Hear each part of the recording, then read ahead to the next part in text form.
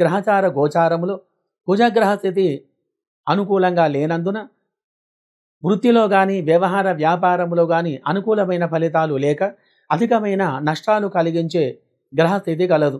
కుటుంబంలో కొద్దిగా వ్యతిరేకమైనటువంటి ఫలితాలు కలిగి ఉంటాయి.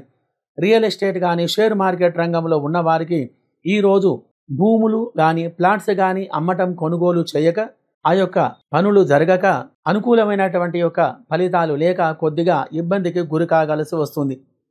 మరియు విద్యారంగంలో విద్యార్థులకు ఈరోజు అనుకూలమైనటువంటి గ్రహచార స్థితి లేనందున విద్యార్థులు మందకోడిగా ఉంటారు.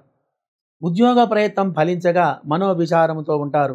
ఉద్యోగంలో ఉన్నవారికి ఆ యొక్క రంగంలో అనుకూలమైన ఫలితాలు లేక ఉన్నతమైనటువంటి పదవికి ఆటంకాలు కలగగలవు.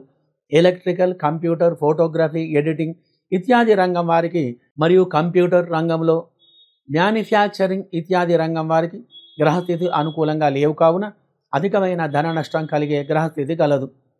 మరియు స్త్రీలకు సంబంధించిన వ్యాపారాలు, ఫ్యాషన్ డిజైనింగ్, బ్యూటీషియన్, ఫ్యాబ్రికేషన్ మరియు టైలరింగ్ ఇత్యాది రంగం వారికి ధన రాబడి లేక కొద్దిగా అశాంతికి గురి కాగలరు. సినీ, రాజకీయ రంగం వారికి అవకాశాలు తక్కువగా ఉంటాయి.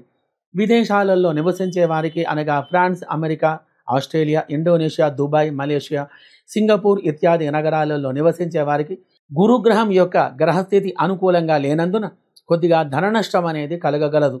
చంద్రుడు పాపగ్రహంతో కలిసి ఉండటం వలన ఇత్యాది చెడు ఫలితాలు కలిగి ఉంటాయి.